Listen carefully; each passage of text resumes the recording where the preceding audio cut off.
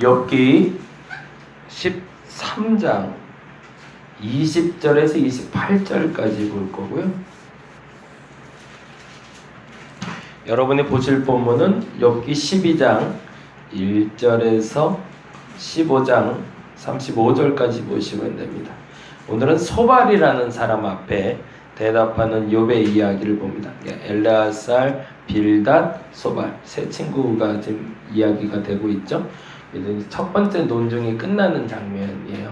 엘리바스와의 대화가 끝나고 빌닷하고의 대화가 끝나고 그 다음에 소발이라는 사람과의 대화가 끝나고, 근데 이 세 가지의 세 분과의 이야기를 통해서 욥의 대답의 방법을 조금 좀 살펴보려고 합니다. 같이 한번 읽어봤으면 좋겠는데, 기도 하나 요청이 들어와서 노희림이라는 어린인데요, 2016년 7월 17일생이라고 그러네요. 생년월일까지 이렇게 자세히 알려줬는데 어떤 수술을 받은 건지도 알려주지 않고, 수술은 받았대요. 화요일날인가 수술을 받았고, 월요일날, 화요일날.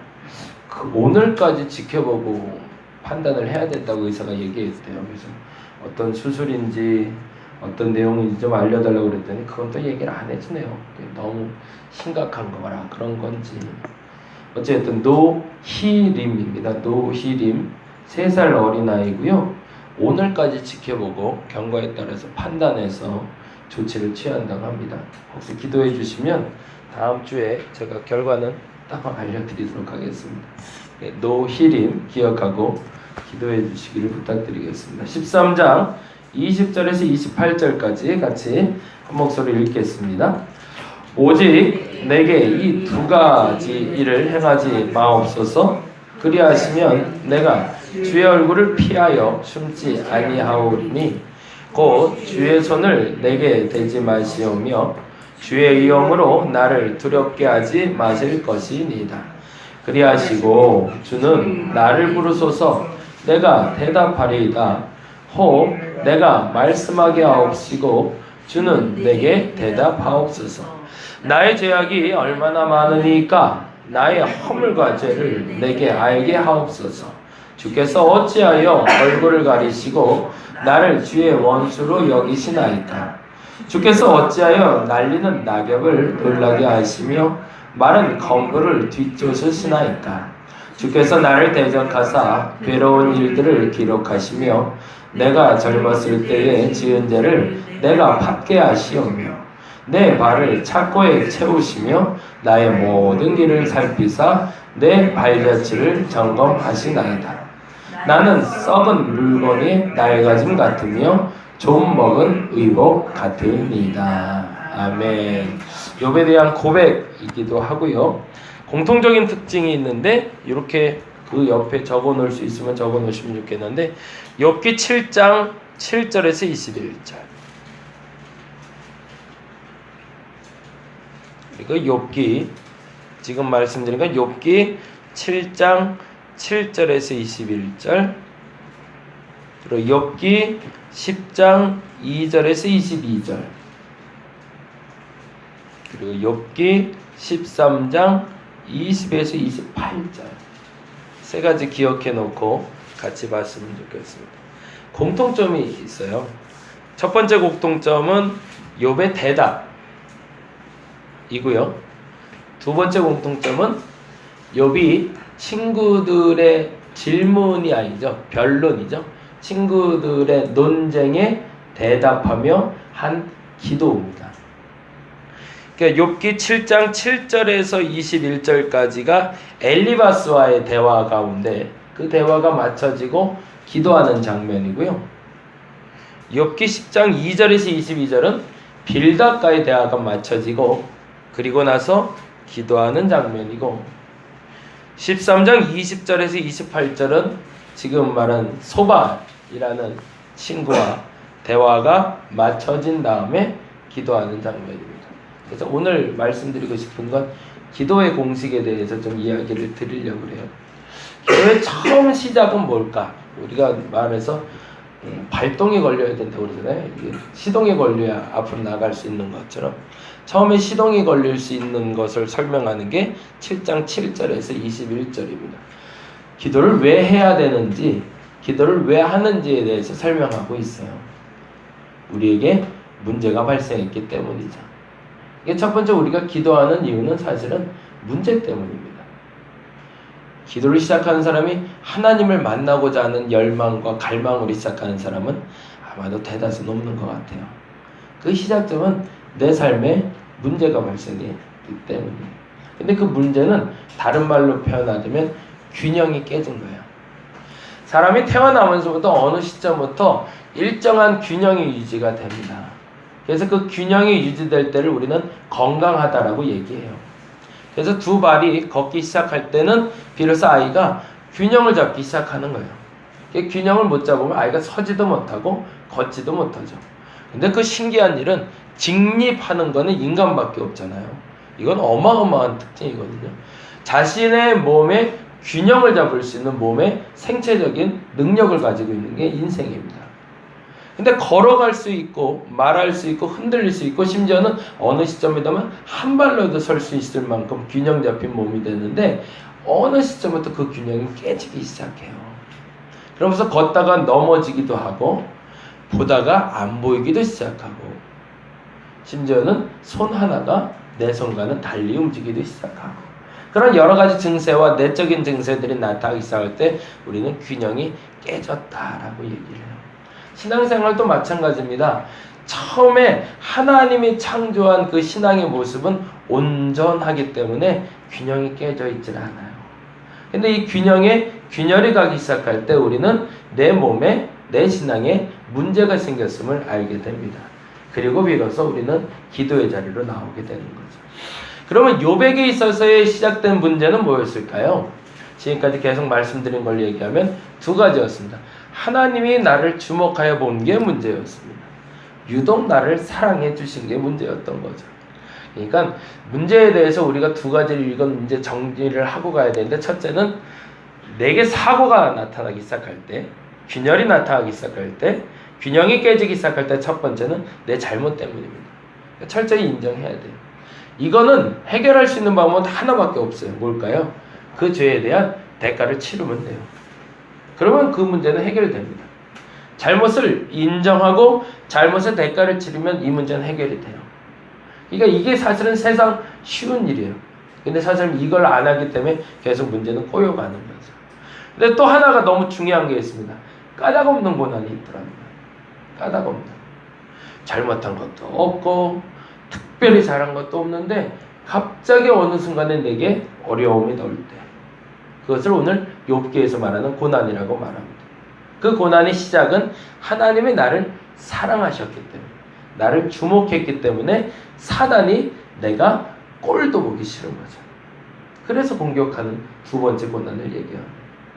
이 고난을 이길 수 있는 방법이 뭔가를 지금 설명하고 있는 거예요. 첫 번째는 뭐라고요? 잘못한 것에 대해선 대가를 치르면 돼요. 도둑질했으면 갚으면 돼요. 그리고 용서 빌면 돼요. 누군가를 때렸으면 예수님 말처럼 내 오른밤 왼밤 대면 돼요. 그리고 대신 네가 화 풀릴 때까지 나 때려라. 그러면 해결돼요.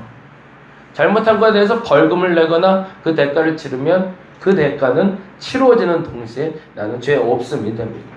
근데 반면에 지금 이 문제는 원인이 없기 때문에 결과를 찾을 수가 없는 거죠.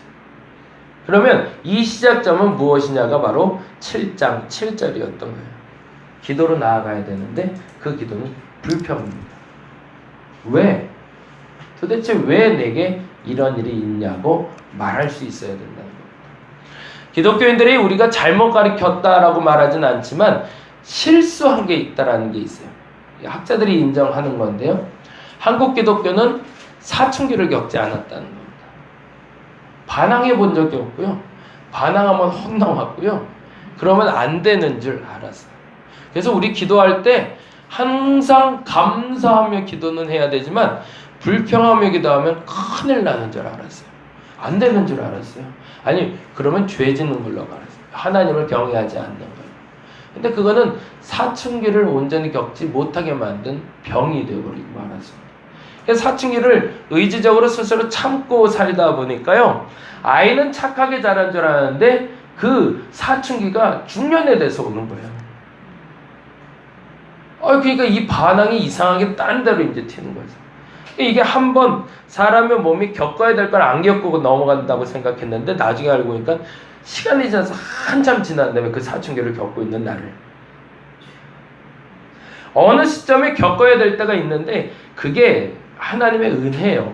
17세, 18세의 사춘기를 겪는 건 하나님의 은혜입니다. 왜 은혜일까요? 받아줄 사람이 있어요. 만약에 사춘기를 40에 겪고 있는 사람을 누가 받아주겠어요? 그거 못 받아줘요. 어릴 때니까 그가 반항하는 것도 받아줄 수 있는 시기에 하나님은 그 사춘기를 주신 거거든요. 신앙의 사춘기를 겪어야 될 때가 있어요. 근데 사춘기는 왜 나타날까요? 원인이 없어요. 결과도 없어요. 그냥 반항하고 싶고 그냥 싫은 거예요. 이유는 자신이 원인을 모르고 있기 때문에 그렇습니다. 신앙의 시작점에 또 하나의 시작점을 우리에게 알려주고 있는 것은 신앙의 사춘기를 시작하라는 겁니다. 불평하라는 거예요. 원망하라는 거예요. 근데 대신 누구에게? 받아줄 대상에게. 받아주지도 않을 대상에게 불평하지 말고 원망하지 말고. 그러면 싸움밖에 안 나니까. 왜 엄마에게 아이들이 반항을 할까요? 엄마가 받아주니까 하는 거죠. 아빠한테는 잘 안 해요. 아빠한테 하면 맞거든요. 근데 엄마한테는 해요. 왜? 그렇게 해도 받아주니까. 받아줄 대상이 있기 때문에 사춘기도 존재하는 거지, 받아줄 대상이 없으면 사춘기는 하나님 만들지도 않으셨을까. 반항하라고 만들어 놓은 겁니다. 불평하셔야 돼요. 이해가 안 되면. 근데 누구에게? 받아줄 대상에게. 그게 바로 욥기 7장이에요. 욥기 7장을 읽어보시면요, 세상 그렇게 욥이 맞나 싶어요. 엄청난 불평과 원망으로 가득가득 쌓여 있습니다. 근데 그렇게 하라는 거예요.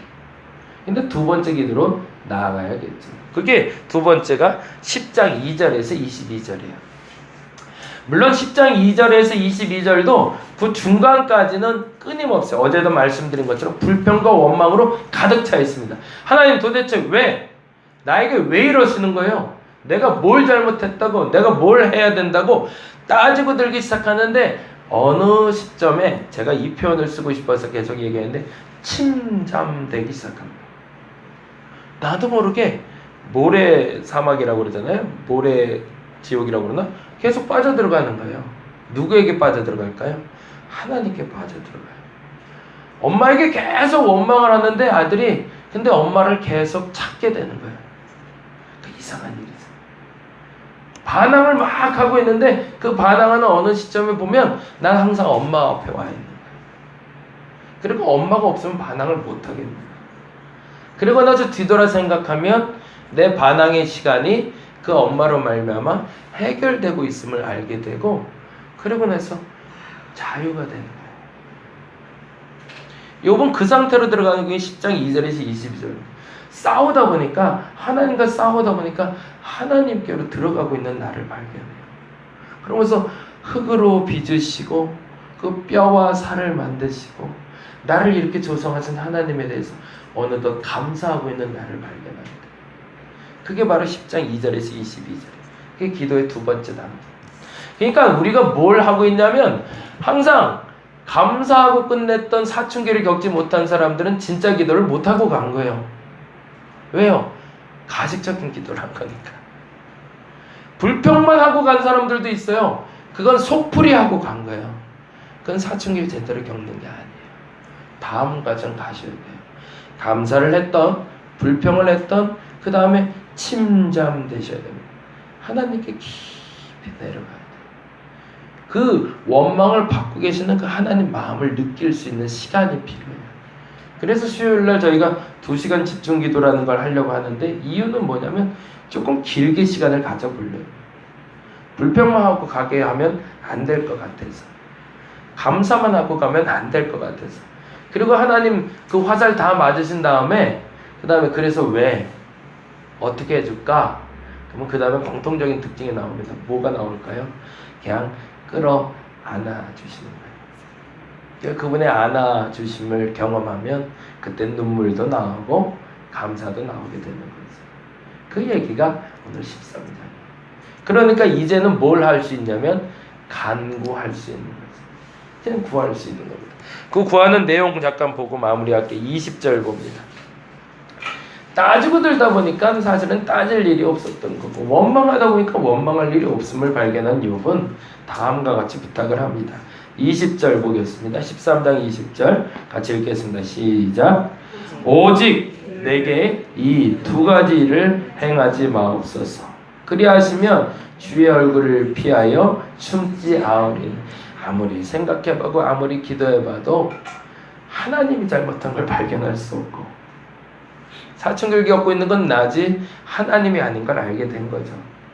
그래서 이제는 비로소 하나님께 구하기 시작합니다. 그 두 가지는 다음과 같습니다. 21절입니다. 읽어보겠습니다. 곧 주의 손을 내게 대지. 이제 그만 좀 때리세요. 이제 많이 맞았어요. 하나님 그만 때려주세요. 그리고 두 번째 뭐죠? 주의 위엄으로 나를 두렵게 하지 마실 거죠. 놀라게 좀 하지 마세요. 또 아플까봐 깜짝깜짝 놀래는 그 아픔만 없게 해주세요. 그러면 어떻게 하겠대요? 22절 그리하시고 주는 나를 부르소서. 그러면 내가 대답하리라. 홍 내가 말씀하게 하옵시고. 와, 그 다음에 멋있는 표현이에요. 그 다음엔 하나님 얘기 좀 해주세요. 고통도 좀 사라지고 놀란 것도 좀 사라지면 그때 얘기하시면 내가 좀 들을게요. 그리고 나서 그 다음에 이렇게 표현을 해요. 거기다는 줄을 쳐게. 호 내가 말씀하게 하옵시고 주는 내게 대답하옵소서. 이제는 뭐 하겠다 이걸 말하는 것조차 주께 의탁하겠다는 얘기죠. 이제 진짜 기도가 되는 거죠. 그래서 22절에 거기다 옆에 기도라고 적어주세요. 사실은 이게 기도입니다. 원망도 사춘기에 대한 타박일 뿐이고요. 하나님이 안아주시는 것도 기도의 과정이에요. 그래서 기도는 조금 길게 하셔야 돼요. 시간의 길이도 상관없고 뭐 장소도 상관없어요. 여러분이 기도하길 진짜 원한다면 시동은 걸어놓고 출발하셔야 될 거 아니에요. 근데 그 시동 거는 게 불평하는 거고요. 그 시동 거는 게 끌어안아 주시는 하나님을 경험하는 거지. 거기까지는 시동이에요. 그건 기도는 사실은 아니에요. 기도하기 위해서 자리로 나가기 위해서 마당을 펴는 게 거기까지입니다. 그리고 안아주신 주님 앞에 지금 22절을 하는 게 기도입니다. 주님이 말씀하시고 주님께서 주시는 대로 대답하는 것, 그것을 우리는 기도라고 얘기합니다. 지금까지 기도를 하신 건지 시동 걸다 가셨는지 한번 점검해 보시기 바랍니다. 만약에 지금까지 계속 시동만 걸다 갔다면 그 시동 거는 시간을 조금 길게 가지셔서 기도까지 하고 가시면 잘 살펴보시면 알겠지만 14장 이후로는 욥이 이제 기도 안 해요. 이제 얘기할 수 있는 사람이 돼 있어요. 무엇을 위해서 우리는 기도해야 되는가? 그 말은 뭘까요? 욥에게 이제 그 고통이 스톱된 거죠. 그리고 놀랄 일이 없는 거죠. 이야기할 수 있는 준비가 된 상태가 이제는 되었다는 얘기입니다. 저와 여러분이 그 시작점이 오늘이 되시길 간절히 바랍니다. 그렇게 한번 기도해 봤으면 좋겠습니다. 기도하겠습니다. 시동만 걸다가 가지 않게 하여 주옵소서. 경운기도 아니고 소리만 큰데 답은 없고 앞으로 전진도 못하고 부릉부릉만 하다가 가버리는 기도가 너무 많습니다. 시동 걸었으면 달려봐야죠. 하나님 달려보게 하여 주옵소서. 기도에 침잠하게 하여 주옵소서. 원망하고 끌어안아 주신 하나님 경험하고 이제는 내가 말하고 주님이 말씀하시는 걸 듣게 하여 주옵소서. 그게 진짜 기도니까 그 기도할 수 있는 저들 되게 하여 주시옵소서. 감사합니다. 고마우신 예수님 이름으로 기도드렸습니다. 다 같이 기도하고 돌아가도록 하겠습니다.